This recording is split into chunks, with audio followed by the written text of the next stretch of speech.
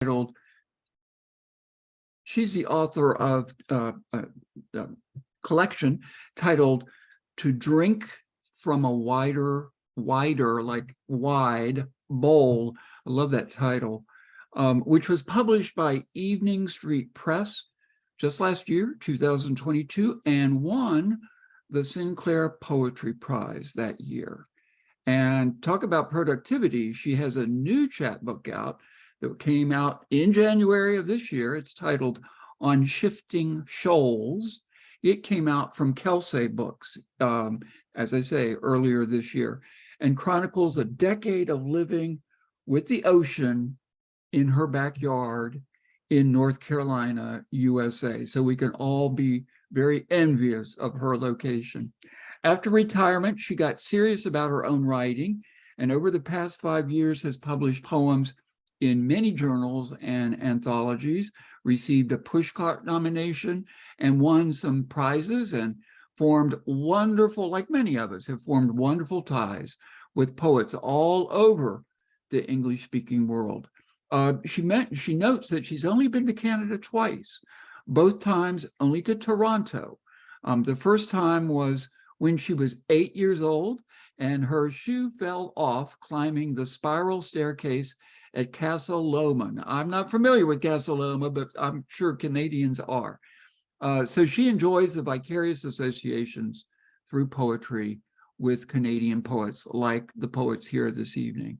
And you can learn more about her and her work at her website. We'll put it in the chat, but it's www.joannedurham.com. Pretty straightforward. So with that, we'll turn it over to Joanne. Welcome, welcome.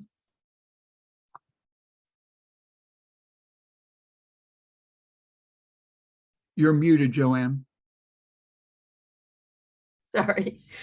Thanks so much. Thanks everybody who's here. I really do appreciate meeting and working with poets from all over the place, and that's just been such a wonderful thing to do. Last year I came to Parkland Poets and read from To Drink from a Wider Bowl. So this year it's really nice to be back to read from my new chapbook on Shifting Shoals. My husband and I have lived on the North Carolina coast, on the Atlantic coast, for about a decade now. And so these poems are all about living in a small US southern beach town. Some of them are really just appreciation of the beauty of it all. Some of them are around environmental concerns. And some of them are about the different kinds of relationships among the people. I think Alberta's landlocked, so I hope that some of these poems will give some of you who don't get to the ocean frequently a little bit of a taste of it.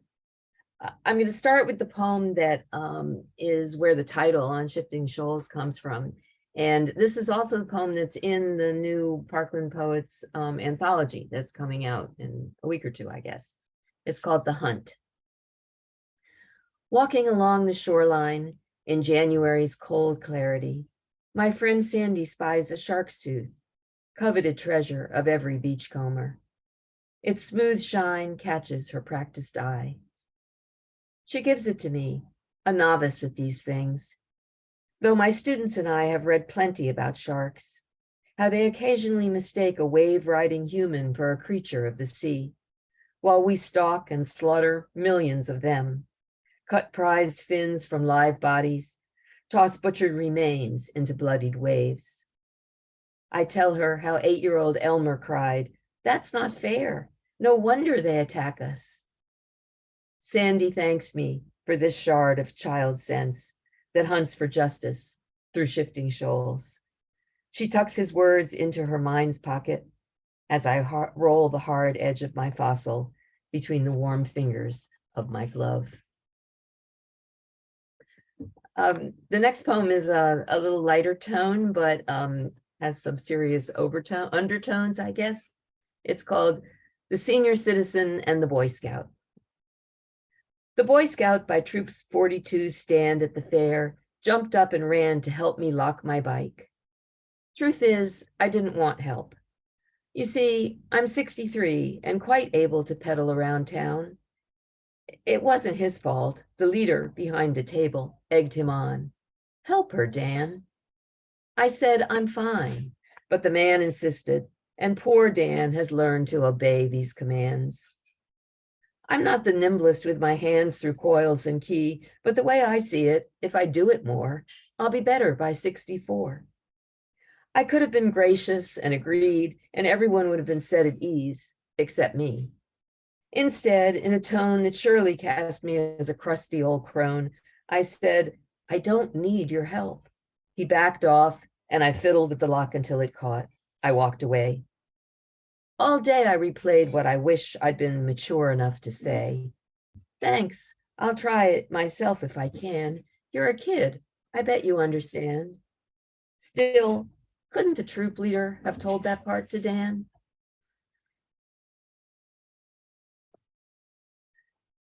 This poem is evacuating for the hurricane, something that we always have to be ready to do living right at the ocean. The day before, the waves spill the sea's incantation. Come rest in this gentle promise. Seagulls dismiss the ocean's song, fly towards the storm's eye to settle inside its womb and spiral where it wills them. Wingless, we will ride the other way, unencumbered like the birds, having learned to lean on lightness, only bearing my bag of journals, your ukulele, the Navajo sand painting that hangs above our bed, earth holding hands with sky, earrings from everywhere I've been, my hard-bound leaves of grass, spine half chewed by my childhood dog, but no words lost. A week's worth of clothes. The rest replaceable. We could start again with different pots. If we didn't find heavy cast iron, the lighter versions are still dependable for sealing in the goodness of what serves us well. And there's several small poems in my book that are just sort of observations and gratitude. I'll read one more small one of that. It's called Recipe. We know each other, morning's first beach walkers, gawking at the crimson egg that hovers on horizon's edge. We stop to watch it crack, yolk spreading across the sky, nourishing us more than anything scrambled up in kitchens. No names, addresses, loves, longings, losses. We simply share this recipe for how to start the day. And now I'd like to read a couple more recent poems. This one might need a trigger warning because it deals with the horrible gun problem that we have in the US. It's called Putting Your 4-year-old to Bed the Night of Another Elementary School Mass Shooting. Of course, you don't tell him, and he's young enough, he won't know. So you laugh a little louder when he slurps his spaghetti at dinner and let him dawdle, putting away his trains. You trace the fine blend of flesh and muscle of his ears as the washcloth slides behind them in the bathtub.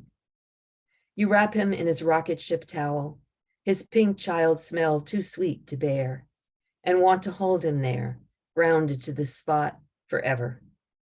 He lets you sing him the lullaby that sometimes he says is too sad, and you wonder what sad means to him.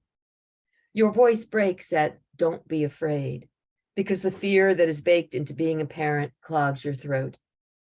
When he asks for a train song, you make one up about a distant whistle coming closer and watch his face ease into dreams tucked safely into the caboose.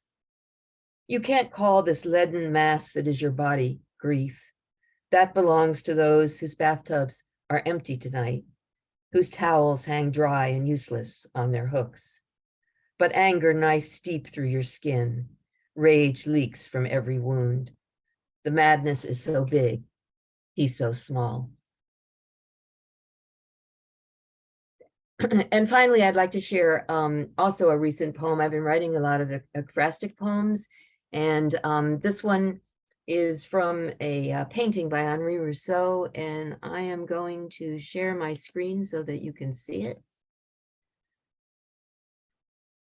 And there's another, this is the main painting that it's about, but there's also the Sleeping Gypsy as mentioned in this in the poem, which is probably his most famous famous painting. And please forgive my French for the pronunciation of the title, but it's and this poem I was very pleased won Third Wednesday Journal's current year's poetry prize. Conversation with Henri Rousseau about his Vue des Bois de Boulogne.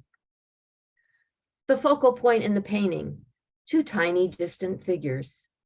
The trees lean towards them, branches snake their long necks to catch a sliver of their communion. In the foreground, each vein of leaf distinct, each blade of grass tongued to speak. Henri, I wondered decades ago in college art history, why did you make those figures the smallest objects in the painting?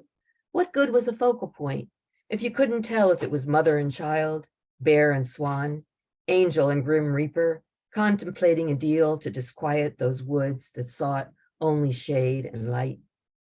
Still, you were my favorite, not Monet's dreamy cathedrals or Jackson Pollock's splattered ink. You told me not to lose my child's view, even as I penciled my eyebrows and straightened my hair, walked into adulthood pretending I knew where I was going. You paused your lion calmly beside the sleeping gypsy, made the world's strangeness benign enough to embrace. And you tried to warn me, Henri, that our place on this planet is small and blurry.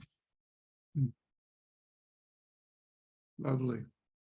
Thank you very much. I really appreciate being here, and thanks a lot. My Thank books you. are you can just put, I'll just put my my website in the Yeah, chat of that all would the be, places where you can get the books that would there. be great. I believe that Lynn maybe posted some, but go right ahead, and it doesn't hurt to post it again. But that was wonderful reading. You know, I love the poems of place. You took us all to the coast in those first few poems, and then obviously the poem of the moment about the shootings. And this last poem, this ekphrastic poem that you presented, no wonder it won an award.